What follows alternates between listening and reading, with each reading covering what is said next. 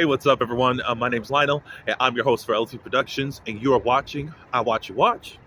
We are covering Married to Medicine. This is season 10, episode 8. We know that they've been on a 2-week hiatus, so they are back. We are still in California, not Naples. What's the other part? Napa Valley. That's where they're at. Not much went on, but there's specific things I do want to talk about. I will just graze over the trip a little bit and get to the real meat and potatoes of things. Nothing as far as drama really took off. But before we get there, I do appreciate everyone for coming to my channel. Please like, comment, and subscribe. And you can leave your comments below. So, this is the next day or whatever day it is. Toya has some things planned for the ladies. 3 of the ladies are going on a tuk-tuk thing, which I have no clue what that is, and it was never really explained. And the other ladies were going to go to a spa to have mud baths. Okay, so while they're on their different excursions, it's Heavenly, Dr. Jackie, and also Sweet Tea. They are doing the tuk-tuk thing. And basically all I've seen them do is like some type of tour thing of Napa Valley, and then they went to go eat out in the vineyard and eat off a charcuterie board. But okay. There was a flashback of Dr. Heavenly and Sweet Tea. They were supposedly getting along. She apologized and all that, but as we see online, and if you've seen the video from last night, they're not getting along. I don't know if anyone put a battery in her back, but she's sitting up here arguing with Heavenly and all this stuff, and Heavenly's arguing back, of course. You can tell that there's a uncomfortableness or awkwardness when those ladies are together, because really in Sweet Tea's confessional, she says that I have nothing in common with them except we have vaginas. So you decided to marry an old man, and you decided to become around this old man's friend group. How did you really think that this was going to go?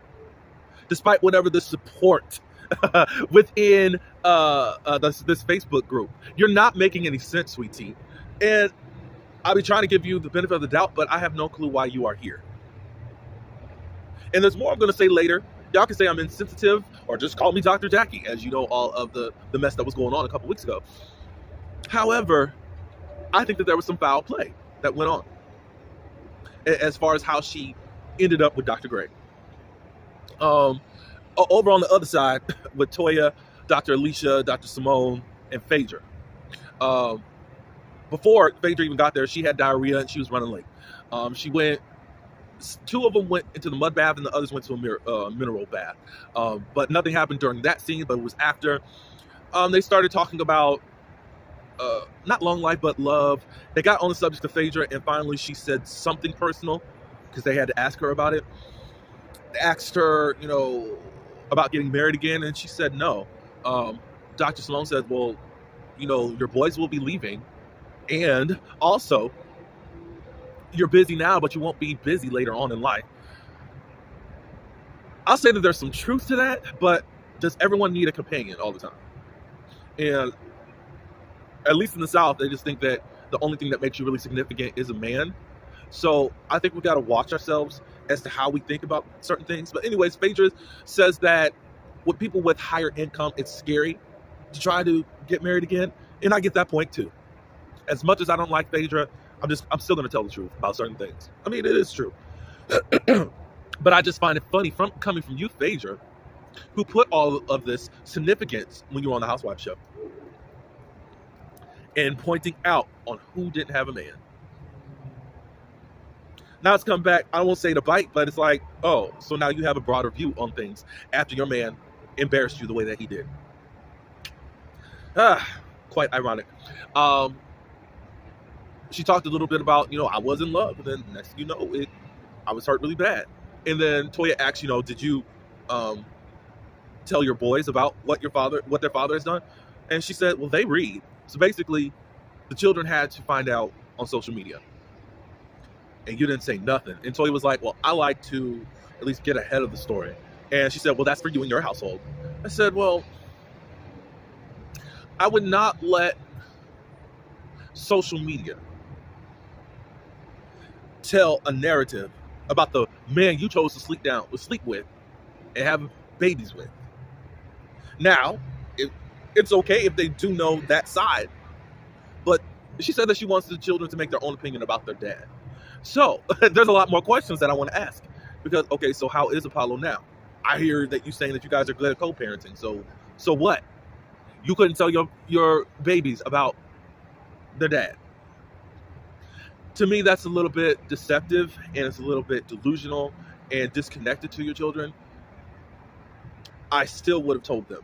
And if you say you want them to have an opinion about him on their own, I don't know, and you still want to co-parent, I think you would want to have some type of conversation along with letting them see what's out there. Okay, Dr. Heavenly had to leave early because Laura is graduating. She leaves, and then the ladies, they do talk about Alicia and Kima, how things have gone in the house. He's from Nigeria and was raised in Jamaica. So they have that type of barbaric, chauvinistic type of attitude. I am mad and you are a woman. That type of situation. So that's how Alicia's has had to kind of follow, because they bump heads, even though I guess things are kind of looking better, because Alicia's used to being an independent woman. She was raised, you don't let a man do this and do that, da-da-da-da-da. So now coming here and having to submit to some things from this man, it has caused some type of friction along the way. She does say that Kima has a newfound respect for Alicia since he was left home with the children. So we'll see how much that lasts. The guys, which was only Eugene and Cecil, they talked about it a little bit too. It'll be interesting to see how they are in this whole situation. And this dynamic, we shall see. I think that they're going to keep Alicia. I think they are. A friend doesn't have to give so much as people are like, what is she doing here? No, she's just a friend. So they're at the dinner. Dr. Jackie said that she's receiving all these messages from Dr. Heavenly, and she's asking what's going on. Obviously, Dr. Heavenly's missed. And obviously, Dr. Heavenly is the producer. And even know, is there something popping off? Are we going to have a good episode or not? So that's what my feeling is. But anyways,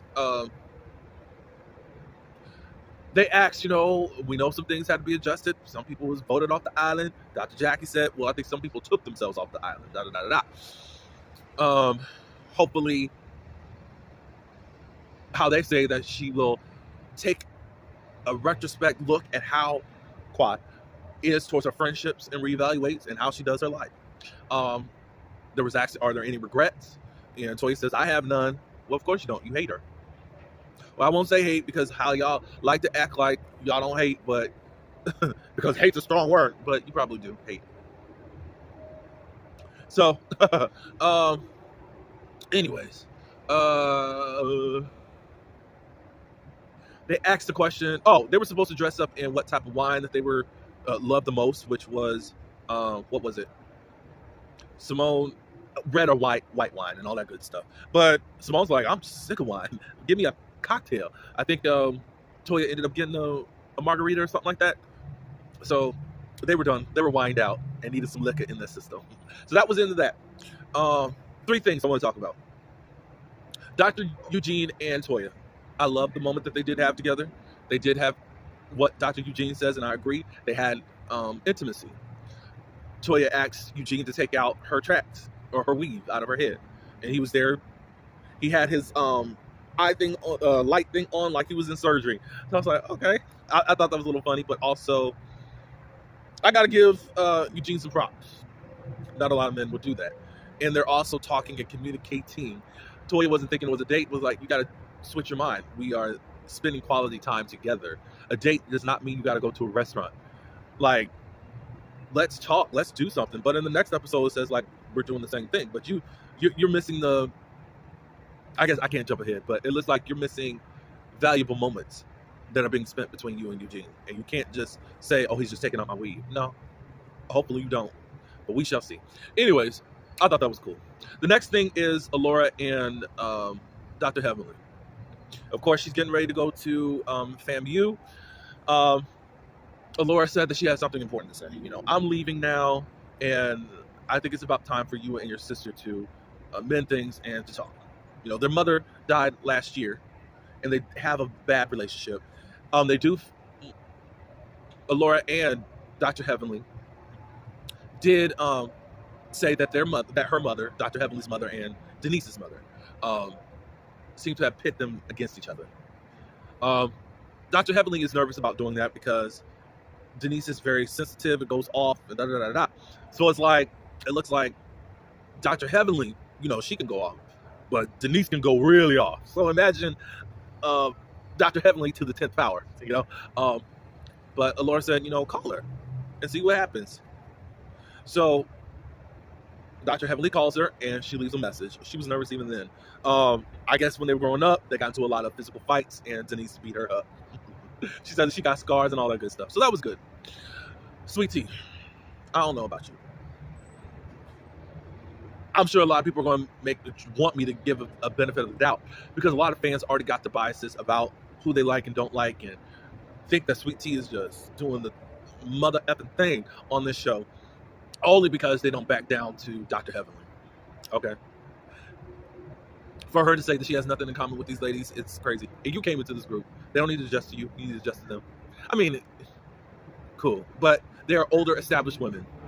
So she goes to the doctor, a specialist. She finds out that she has endometriosis. That's the same thing that Drew had. That's the lining of tissue around her uterus and all that good stuff. And she has fibroids. And she has been consistently bleeding. She has to change her pad every 3 hours or so. So you get on this show. And now you're ready to check yourself out. It's hard for me to believe, lady, that you've been in the military and these jokers ain't checked you out. You've had irregular bleeding. You have a lot of pain going on. You have to take muscle relaxers.